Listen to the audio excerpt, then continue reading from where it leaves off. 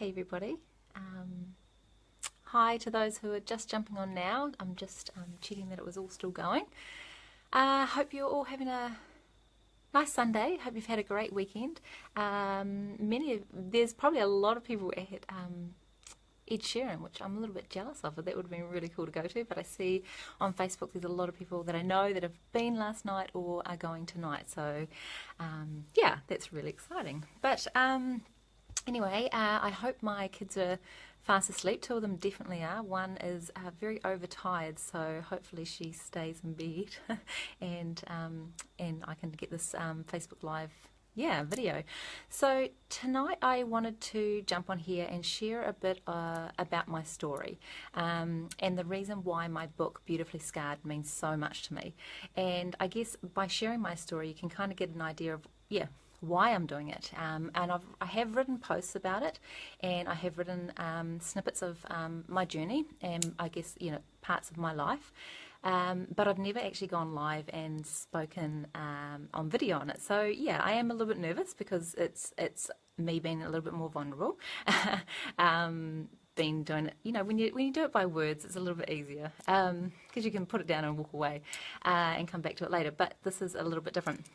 So I'm just going to get into it because I don't want it to be too long, but it will just give you an idea of where I'm coming from and why it's really, really important to me. So I grew up in a small town up north called Dargaville, and I had a really, really cool upbringing. I really enjoyed my childhood, and my parents worked really hard and gave us everything that we needed, and things that we want, some of the things that we wanted, and yeah, I just really enjoyed it. But when I turned 14, I started to rebel a little bit, and I guess I just started to push against life a little bit and try things out, and wasn't probably the best move, but that's the path I took, and so be it. And I think everything we do in life is a huge lesson for us, maybe for other people as well. And school wasn't for me. I dropped out of school when I was 15, and got a full-time job because I guess maybe being a creative, I just didn't fit into the school system very well. I just didn't enjoy it. Don't like playing by rules, I guess. So I went and worked, and I became pregnant. I met a guy who was 9 years my senior, and that was tough on my family. I understand that, and especially when you have kids of your own, then you really understand so much about how your parents feel or felt. And we became pregnant when I was 17. And I was really, really happy. We got on so well. Everything was good. We had a really cool relationship, and we were excited about having this baby of ours. And so I had our daughter when I was just 18, and that was cool. And time went on, and unfortunately, our relationship started to show some. Had some strain in it, and it became an unhealthy relationship, and it was a situation that I guess I didn't want to be in, and I didn't want my daughter to be in. So that was a real challenging time for me, for my family. But again, it was a lesson that I had to go through. And so anyway, I packed up after 3 years of pretty much being a solo mum, and I moved to Palmerston North, and I went and studied photography because I decided that I wanted more for my life. I wanted more for my daughter, and doing what I was doing, which was pretty much nothing, I wasn't getting anywhere. And I really wanted to do something. So I moved to Palmerston North, and we studied, and then we moved to Tauranga when she was about to start school. I moved to Tauranga not knowing one person. I came here for a weekend, and I really liked the feel of the place, and so we moved here, and that's how I made my decision to come here. And the thing is, what happened though, when I was in Palmerston North, things started to go a little bit crazy for me because I had been living in a survival mode for quite a long time. And when I got to Palmerston North, I was now living in a safe zone. So I was safe. Everything was, nothing was going to happen to me. But everything started to come up for me. I became having anxiety attacks. I had to have all the doors locked and, everything before dark. Like, just so many things just started to go wrong for me, and I didn't know how to deal with it. But at the same time as studying full time and raising my daughter. So it was such a challenging time. And when I came to Tauranga, things again carried on. I did start to change my language and realize I don't want to live like this. I don't want to feel like this, because I felt so worthless, and I felt so, I just did not feel good about myself. And what it was so many things that had happened to me, but also of what people had how people had spoken to me when I lived back in Dargaville and being a teenage mum. I got so much, a lot of naysayers. I wouldn't go anywhere in life. I remember one person said to me that I'll never be rich. I've just ruined my life, and all these things. And I held on to all that. And that really stuck in my mind, and it didn't go anywhere. And so I just felt, worthless, and that I wasn't capable of doing good or going anywhere or doing anything, okay? So, all this kind of just started to really come up, especially in Palmerston North, and then still in Tauranga. But when I got here, my daughter started school. We had surrounded ourselves, we were lucky enough to be surrounded by so many amazing families that my daughter became friends with. And they were such a huge help for me, because I could see how they were living. And it was it's not that it was foreign to me, but the way they spoke about themselves, or how they were really working towards everything they wanted in life. And it was just such a huge thing for me to watch people that do that, and I always had the full support from my parents and my sisters and everything. So I was very lucky I had support for there, because I know a lot of people don't. So it was a big learning curve for me to get out of my own way, to start to realise that actually there is a lot more to life than holding on to the past. And I had to start doing a lot of work around that, and I had to start forgiving people. The thing is, it's not up to, we can sit back and we can wait for people to maybe apologise to us, or to make things right in some way. I guess that's what, because we can blame people a lot. But the thing is, you'll be so disappointed if they don't, and your life would have passed so quickly if you don't do the work yourself. So I started to do a lot of work around forgiveness and forgiving people in my life and what they maybe had said or done to me, and I had to mend those relationships on my own terms, not asking anything from them, just me doing the work. And I did a lot around this. I did a lot around this, and to the point where I can look at their names, these people in my life in the past, their names, or I could see them, and there's nothing there. They don't stir anything inside of me anymore. In fact, and the thing is, that's how you know if you've forgiven somebody or if you've moved on from the past, is where you can see this person or know their name, or see their name or whatever, and not be triggered by it. And I was tested not that long ago, actually,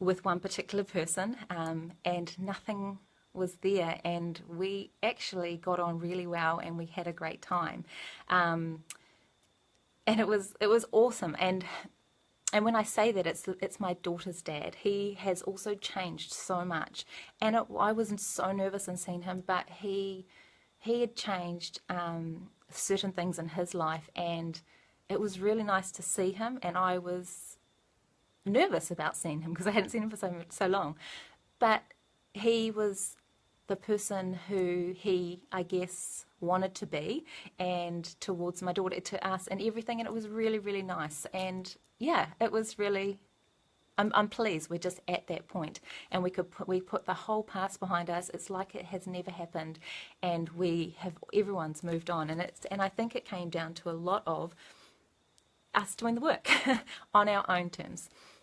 So yeah, that was really cool.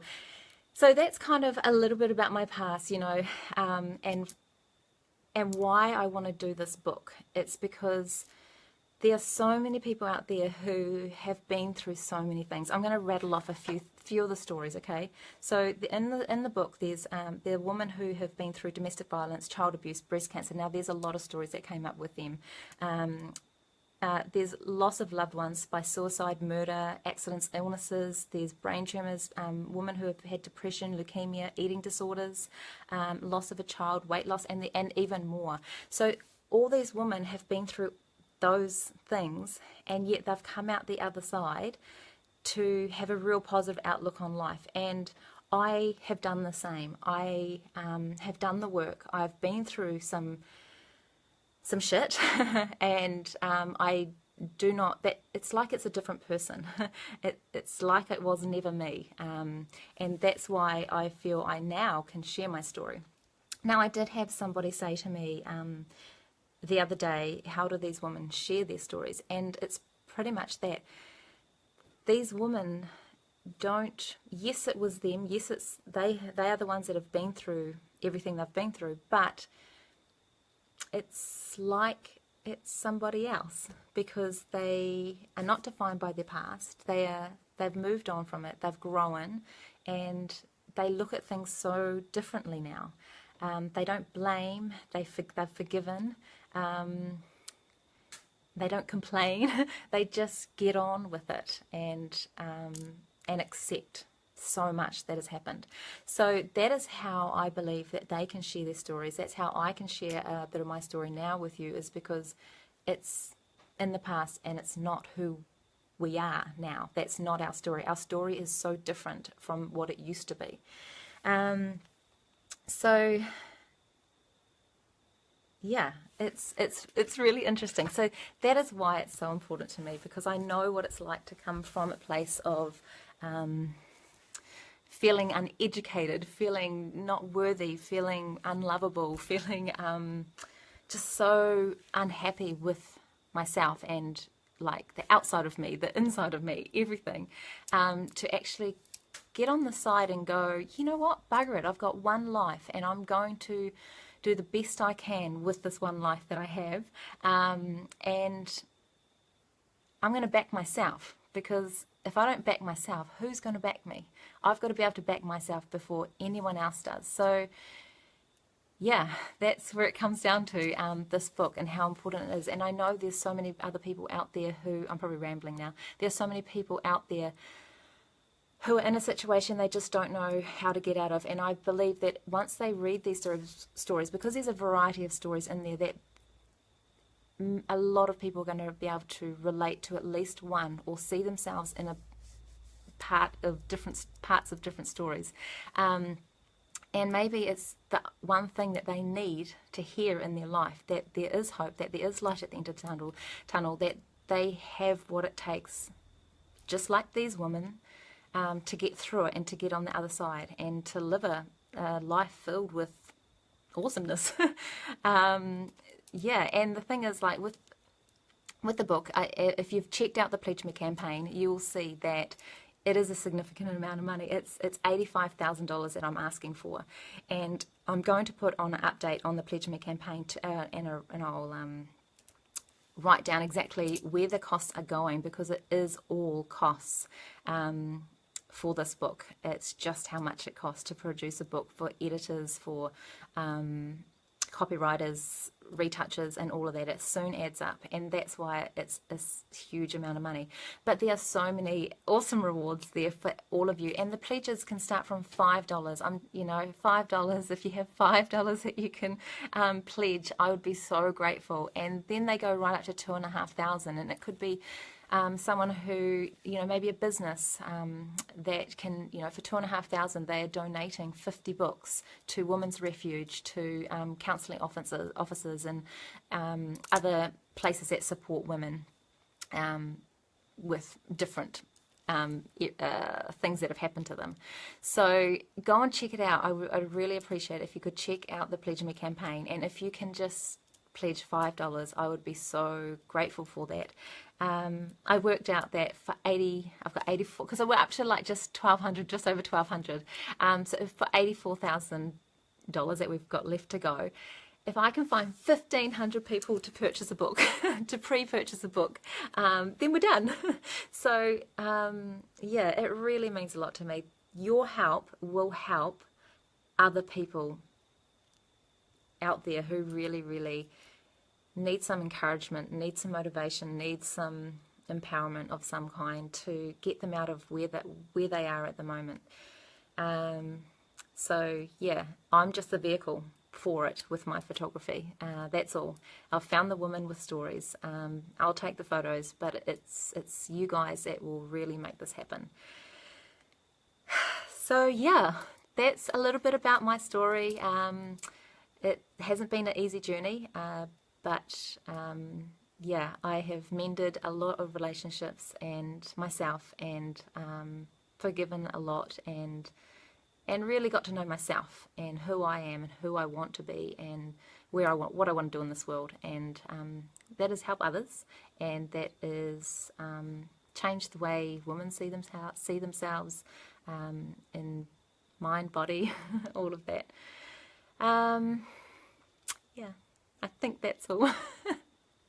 I've been going through this has been going through my head all day, going, should I share, and I decided to share, and yeah, I hope I covered everything that I thought I was going to share. But anyway, I'm going to leave that there because we've been going for a little while now, so I don't want to hold up your Sunday. Go and enjoy the rest of, well, it's probably close to bedtime soon for some of you, but yeah, have a wonderful week, and hey, thanks Steve. Go make a pledge. $5.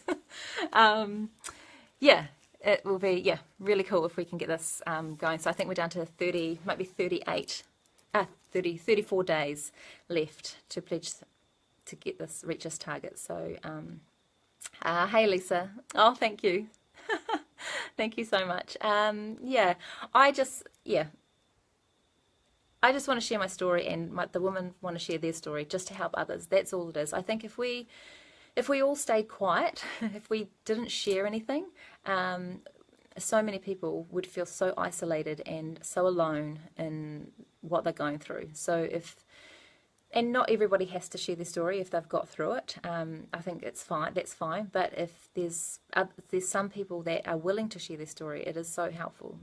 So everyone feels things can be normal, and it's you don't have to do it by yourself. Yeah. Anyway, go and enjoy your Sunday. Yeah, and have a wonderful week. Take care. See ya.